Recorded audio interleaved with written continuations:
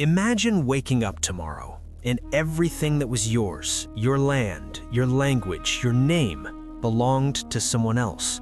Not because you lost a fight, not because you gave it away, but because someone, thousands of miles away, decided you weren't ready to own it. That was the reality for 300 million people, for nearly 200 years. And what happened next is one of the most extraordinary stories of human resistance ever told. This is India. Picture a farmer in 1890. His name doesn't matter because he was every farmer. He wakes before sunrise. The air is already hot. He walks the same land his grandfather walked, his father walked, land that fed his children, buried his ancestors, held every memory his family ever made. But this year, the harvest wasn't good. Drought came early, the crops were thin, and yet a man arrives at his door, not to help, to collect. A tax. Not for his village, not for his roads, not for his children's school, for a government in London, a city he will never see, a king he will never meet. He looks at what little brain remains. He pays, because if he doesn't, he loses the land. Now multiply that moment by 300 million people, by 200 years. That is where this story begins. It didn't start with armies. It started with a company. The British East India Company, formed in 1600, arrived not as conquerors, but as traders. Silk, spice, cotton. India was producing nearly a quarter of the entire world's wealth. Let that sink in. 1/4 of the world. They didn't come to build India up. They came because India was already built. And slowly, through trade agreements, through debt, through political maneuvering, control shifted. A region here, a tax system there. By the mid-1800s, the most powerful empire on earth didn't just trade with India, it owned it. The British Crown took formal control in 1858. India became what they called the Jewel of the Crown. Beautiful language for what was, at its core, the world's largest extraction operation. Raw materials flowed out, finished goods manufactured in Britain flowed back in, sold to the very people whose cotton was taken. Indian textile workers, once among the most skilled in the world, lost their livelihoods almost overnight. And here is the quiet devastation that history books often miss. It wasn't just economic. When you control a nation's bread, you control its hope. When you replace a people's language in their own schools, you begin to erase their memory. When you tell a civilization that invented mathematics, philosophy, and medicine that it needs to be civilized, something very deep begins to break. Think about what it does to a child. To grow up in a school system that teaches your own history is primitive, that rewards you for speaking a foreign language, that subtly, persistently tells you the way you lived before wasn't good enough. This was deliberate policy. Thomas Macaulay, a British politician in 1835, wrote that the goal was to create Indians who were, in his own words, Indian in blood and color, but English in taste, in opinions, in morals and intellect. They didn't just want the land, they wanted the mind. And for a generation, it worked.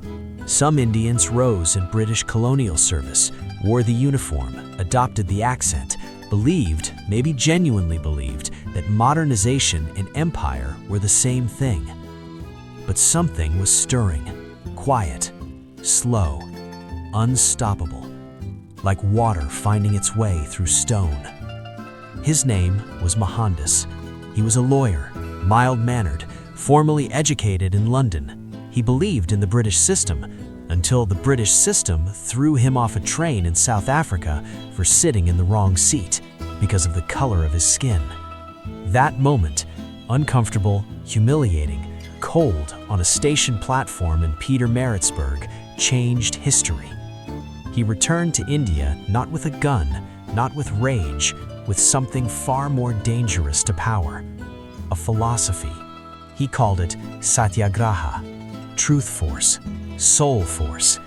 The idea that moral courage, sustained, collective, non-violent, could bring an empire to its knees.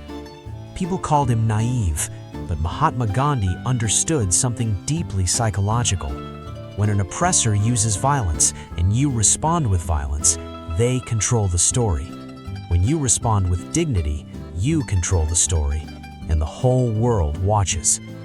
He wore homespun cloth instead of British fabric. He fasted, he walked, he was jailed repeatedly, and each time he emerged, more people followed.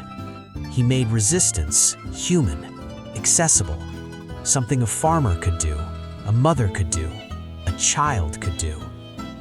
But not everyone believed in patience. A young man in Punjab, barely in his 20s, looked at Gandhi's philosophy and felt something different burning inside him. His name was Bhagat Singh.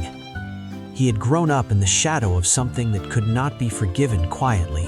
In 1919, in a walled garden in Amritsar called Jallianwala Bagh, thousands of Indians had gathered peacefully, families, children, people celebrating a festival. British General Reginald Dyer ordered his troops to open fire on the crowd.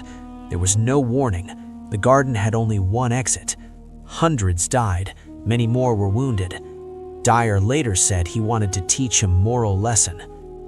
Bhagat Singh was 12 years old when it happened. He walked to Jallianwala Bagh the next day, alone. He gathered soil soaked by that event in a bottle, and he kept it his entire life. He chose a different path from Gandhi, more urgent, more fierce, not because he didn't believe in freedom, but because he believed some things could not wait. He was executed by the British in 1931. He was 23 years old.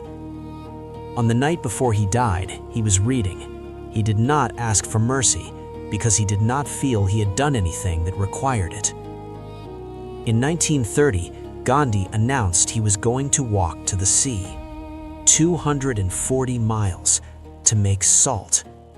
The British had made it illegal for Indians to produce their own salt, one of the most basic human necessities, forcing them to buy it, taxed from colonial suppliers. People laughed at first. Salt? That's the revolution? But Gandhi understood symbolism the way generals understand terrain. He walked for 24 days. Journalists followed. The world watched. When he reached the shore and lifted a handful of salt from the water, something shifted. Not just in India, in living rooms across Britain, in newspapers in New York, in the corridors of power in London. The image of a 70-year-old man in homespun cloth quietly defying the world's greatest empire over salt made the empire look exactly like what it was: disproportionate, afraid, exposed. Tens of thousands were arrested in the weeks that followed. They kept walking. Here is something worth sitting with for a moment. Not every British person knew. Not every soldier wanted to be there. There were British journalists who reported atrocities and were silenced, British politicians who stood in Parliament and said, "This is wrong," and were voted down. There were young men sent to India who had no idea what they were enforcing, who followed orders because that is what soldiers do, who came home and never spoke about what they'd seen. Empire isn't a villain in a costume. It's a system. And systems survive because enough people inside them believe the story they've been told. The story was, we are helping them, and some genuinely believed it. That is perhaps the most haunting part. Not malice, certainty. By 1945, the world had changed. Britain had spent itself in 2 world wars. The empire that once seemed permanent was exhausted. In India, having contributed 2 million soldiers to Britain's own war effort, was no longer asking, it was telling. August 14th, 1947. Then, August 15th. At midnight, an hour chosen deliberately, a nation born between 2 days, India became free. Jawaharlal Nehru stood at a microphone and spoke of a tryst with destiny. Somewhere, a flag rose slowly against a dark sky. Somewhere, an old farmer who had paid taxes his entire life sat quietly in the dark and wept. Not from sadness, from something he had not let himself feel in a very long time. Relief. It's ours again. Here is what this story is really about. Not politics, not even history exactly. It's about what happens when you tell people, persistently, systematically, for generations, that they are less. And what happens when they decide not to believe you anymore. America knows something about this.